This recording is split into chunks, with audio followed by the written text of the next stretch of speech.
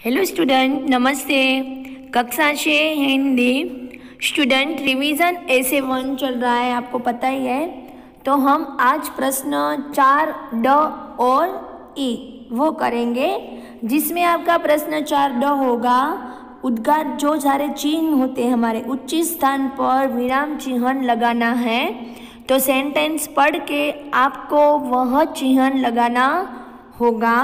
फिर नंबर ई आपका होगा विशेषण छांटिए।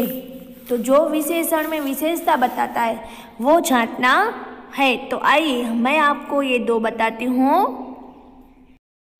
देखो स्टूडेंट, पहले मैं ऊपर का पढ़ रही हूँ। प्रथम, उचित स्थान पर अलग अलग चिन्ह बताए गए हैं, जैसे कि अवतरण चिन्ह, प्रश्न चिन्ह, उद्गार चिन्ह, ये सारे विस्मयबोधक चिन्ह, प्रश्न चिन्ह, पूर्ण विराम, ये सारे चिन्ह आपको सेंटेंस पढ़ के लगाना होगा।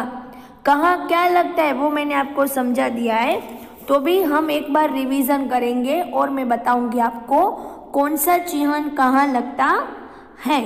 जैसे कि प्रथम ऐसे लिखा है, मोहन ने पत्र लिखा, तो यहाँ पे पूर्ण विराम लगेगा।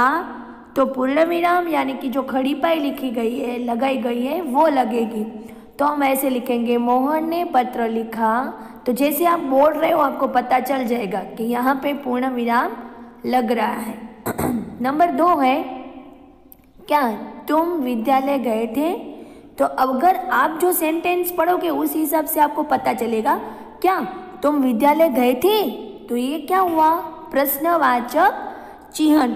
कोई भी सेंटेंस पढ़ोगे तो आपको ऑटोमेटिकली अंदर ध्यान आएगा कि इसमें कौन सा चिन्ह लगता है। नंबर 3 ने ऐसे लिखा है, समझदार नन्ही पाठ के लेखक है। तो यहाँ पे अवतरण चिन्ह कहाँ पे लगेगा? जहाँ पे समझदार नन्ही है उनके आगे और उनके पीछे समझदार नन्ही वह क्या है? एक शब्द, एक सेंटेंस लिखा हुआ है, समझदार नन्ही। तो वहाँ क्या लगाओगे? जब किसी के कहे गए शब्दों को ज्यों का त्यों लिखा हो तब इस चिन्ह का प्रयोग किया जाता है। इसीलिए हम समझदार नन्ही वह अवतरण चिन्ह लगेगा। नंबर 4 में लिखा है, छी छी तुमने यह क्या किया? तो यहाँ पे विस्मयबोधक चिन्ह, जिसको हम उद्गार चिन्ह कहते हैं। तो जहाँ पे ये चिन्ह का कब उपयोग होता है? तो इस चिन्ह का प्रयोग जहाँ पे हर्ष, प्रशंसा, दुख, आश्चर्य का जो भाव दिखाई देता हो, द्रुणा आदि भाव को जो सूचित करते हो, उसके अंत में और प्रथम भी देखा जाएगा, वहाँ पे आपको विस्मयबोधक चिन्ह लगाना है। जैसे छी छी कि मैंने विस्मयबोधक चिन्ह लगाया है, तो यहाँ पे छी छी, वहाँ पे उद्गार चिन्ह, और क्या किया पूछे पूरा हुआ है वहाँ भी लगाया है। 5 नंबर में लिखा है, वैशाली ने मयंक से कहा घर चलो। तो देखो आपको पता चल रहा है ये सेंटेंस में वैशाली ने मयंक को कहा चलने को? घर चलो। तो घर चलो ये क्या आएगा? अवतरण चिन्ह। दोहरा अवतरण चिन्ह यानी क्या? जो अवतरण चिन्ह का 2 बार बताया जाता है ऊपर, उसको बोलते हैं। नंबर 6 में लिखा है, वाह मजा आ गया। तो यहाँ क्या हुआ? देखो मैंने अभी आपको उद्गार चिन्ह का जो बताया था, दुख, आश्चर्य, द्रुणा का भाव, हर्ष का भाव, वाह वो क्या हुआ? एक हर्ष का भाव। हम कहते हैं ना, वाह मजा आ गया, तो ये आपको एक अंदर से हर्ष हुआ, खुशी हुई। तो ये जो भाव होगा, अगर आपने परिभाषा शांति से समझी तो हर एक सेंटेंस में आप यह चिन्ह लगा सकते हो, आपको पता खुद ब खुद लग जाएगा। तो यहाँ पे वाह मजा आ गया, ये दोनों में विस्मयबोधक चिन्ह लगेगा। स्टूडेंट प्रथम अगर आपने उसकी डेफिनेंसी पढ़ोगे तो ही आपको समझ में आएगा। अब लिखा है प्रश्न 4 ई में, निम्नलिखित वाक्यों में से विशेषण छांटिए। तो विशेषण की व्याख्या तो आप लोगों ने समझी है कि जो किसी वाक्य में किसी की विशेषता बताई गई हो। जैसे मैं पहला पढ़ रही हूँ, रेशमा हिम्मती लड़की है। तो रेशमा कैसी लड़की है? हिम्मती। तो हिम्मती वो क्या बता रहा है? उस लड़की की विशेषता। तो ये विशेषता के नीचे हमें क्या करना है? अंडरलाइन। नंबर 2 में लिखा है छोटा बच्चा फिसल गया। कौन सा बच्चा फिसल गया? छोटा। तो ये छोटा बच्चे की छोटा क्या है? विशेषता। उनकी क्या विशेषता बता रहा है? छोटा। तो छोटे पे नीचे लाइन खींचना है।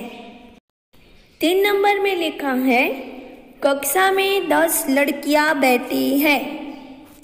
देखो अब वाक्य देखना, कितनी लड़कियां बैठी हैं? 10। तो यहाँ पे लड़कियों की विशेषता क्या बता रहा है? 10 लड़कियां बैठी है। तो 10 के नीचे अंडरलाइन खींचना है। नंबर 4 है उसकी हर सुबह नई सुबह होती है। उसकी सुबह कौन सी? हर यानी कि रोज। नई कौन सी सुबह होती है? नई।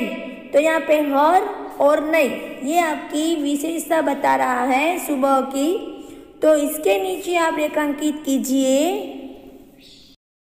नंबर 5 में लिखा है कुत्ता वफादार प्राणी है। कुत्ता कैसा प्राणी है? वफादार। अगर आप सेंटेंस पढ़ के ऐसे बोलोगे कि कुत्ता कैसा प्राणी है, तो अचानक सडनली आपको पता चलेगा कि कुत्ते की विशेषता बता रहा है वफादार। तो वफादार के नीचे लाइन खींचोगे। 6 नंबर पानी में रंग बिरंगी मछलियाँ हैं। पानी में कैसी मछलियाँ हैं? रंग बिरंगी। तो यहाँ मछलियाँ की विशेषता क्या है? रंग बिरंगी। नंबर 7 सफ़ेद बकरी हरी घास खा रही है। कौन सी बकरी? बकरी की क्या विशेषता है? बकरी सफ़ेद और कौन सी घास खा रही है? हरी। तो यहाँ पे घास और हरी, सफ़ेद। बकरी की विशेषता क्या है? कि वो सफ़ेद बकरी है। लेकिन घास की विशेषता क्या है? हरी। तो हमें उन दोनों के नीचे लाइन करनी है। स्टूडेंट अच्छी तरह करना रहा। आपको रिवीजन में ये विशेषण 5th स्टैंडर्ड में आ गया है, तो आपको आ जाएगा। ठीक है स्टूडेंट?